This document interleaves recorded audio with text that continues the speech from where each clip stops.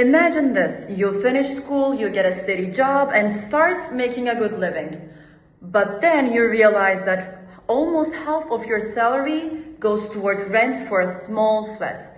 Teachers, nurses, and other essential workers, the people who keep our cities running, are finding it even harder and harder to afford to live in them. Meanwhile, property investors keep getting richer as real estate prices rise.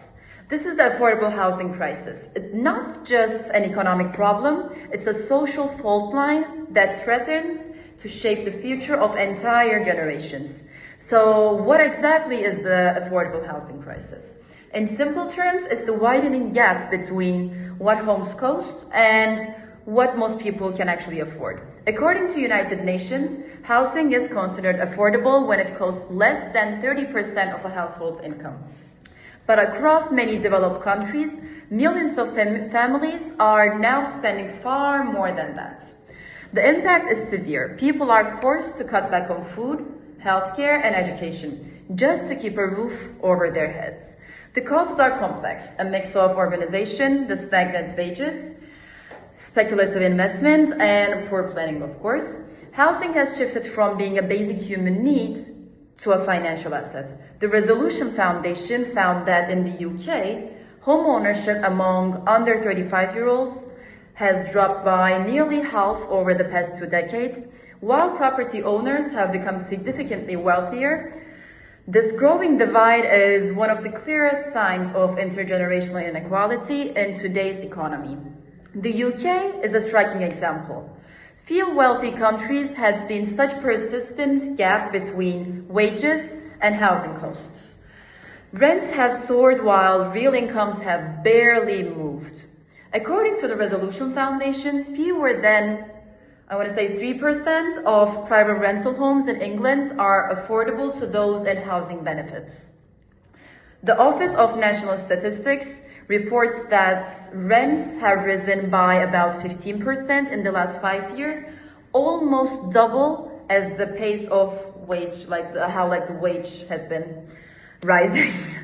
These costs don't just affect individuals, they ripple across economy. High housing prices reduce consumer spending, distort labor markets, and it's harder for key workers to live near their jobs. As researchers at Sheffield Hallam University point out, the housing market has become a key source of economic instability in the UK.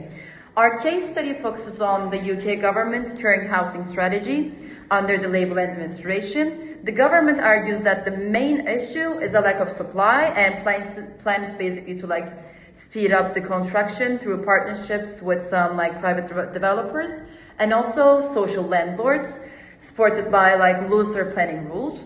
But critics such as Monbiot argue that this approach benefits developers more than citizens and does little to guarantee true affordability. Through this analysis, our team explores both the structural and human dimensions of this crisis, and the key question remains, should housing continue to be treated as speculative assets, or should it be restored as a fundamental human right?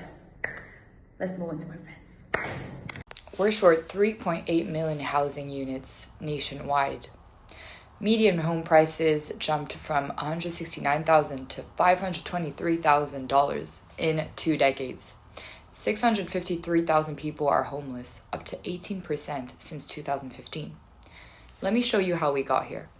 So chart 1 reveals the core problem. The red line is median home prices, green is household income. In 2000, a home cost 4 times the median income. Today, nearly 9 times. While wages grew 42%, housing prices exploded to 209%.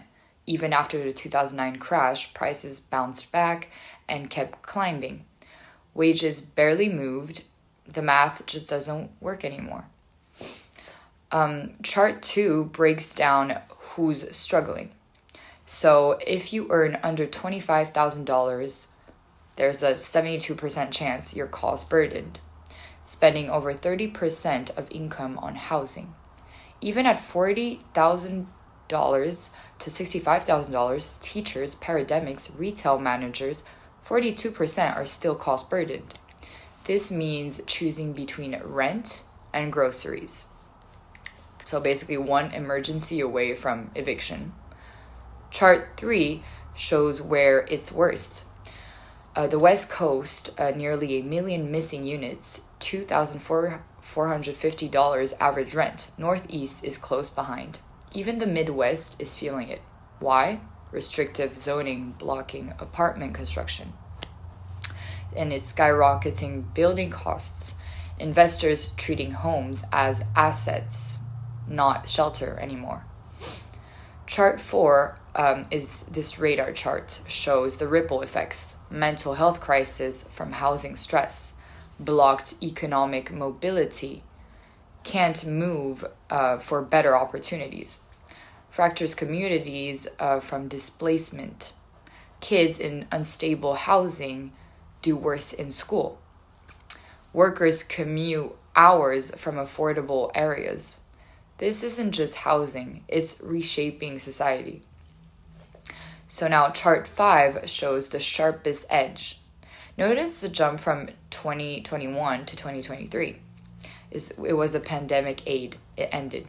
Eviction moratoriums expired. Inflation hit. The dark orange is the chronic homelessness, up to 68% since 2015. The purple, nearly 96,000 families with children.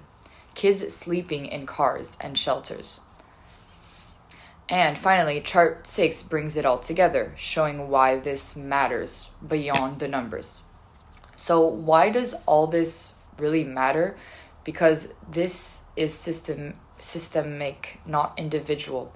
When half of all renters are struggling and 3/4 of low-income households can't afford housing, we can't chalk this up to personal responsibility.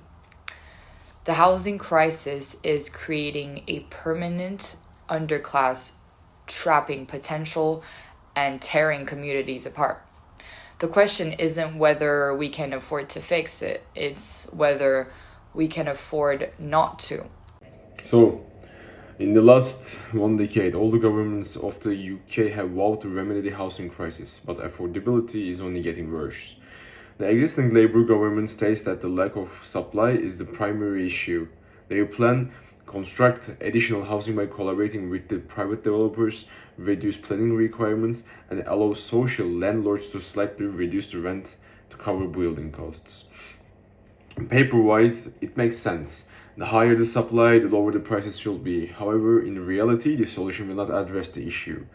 The developers prefer to develop the high-end projects where the profits are highest rather than affordable houses to average families. Even in the case new houses are on the scene, most of them are still out of reach. And the macro effects are spread across the entire economy. In situations where the increases in the rents and the mortgage payments exceed the increases in wages, households reduce their spending on all other things. That undermines aggregate demand, diminishes the growth of the business, and constrains productivity in most of the areas where workers are now priced out of the very city they all keeping running, such as healthcare, education, and hospitality. The government is essentially pursuing a supply-based over inflation-based affordability by permitting social landlords to increase their rents above inflation rate. The result? More paperwork in the construction, even though it gave little relief to the renters or the first-time purchasers. Low supply is not only the cause of the crisis, as most economists have come to argue. The financialization of housing is also to blame when it comes to home turned into a form of speculative asset rather than home. Prices have been driven out of fundamentals by cheap credit, tax incentives, and investor demand. To correct this, the profit-purpose balance has to be restored. It will be wiser to integrate social investment with reasonable regulation, building social housing, relying on uninhabited or even speculative housing, and rent-to-own schemes to young purchasers, and an affordability target among the developers in the market. The housing is not a mere commodity economically, but a basic infrastructural need. Treating it in such a manner would make the market friendlier, enhance productivity, and restore the potential of a whole generation.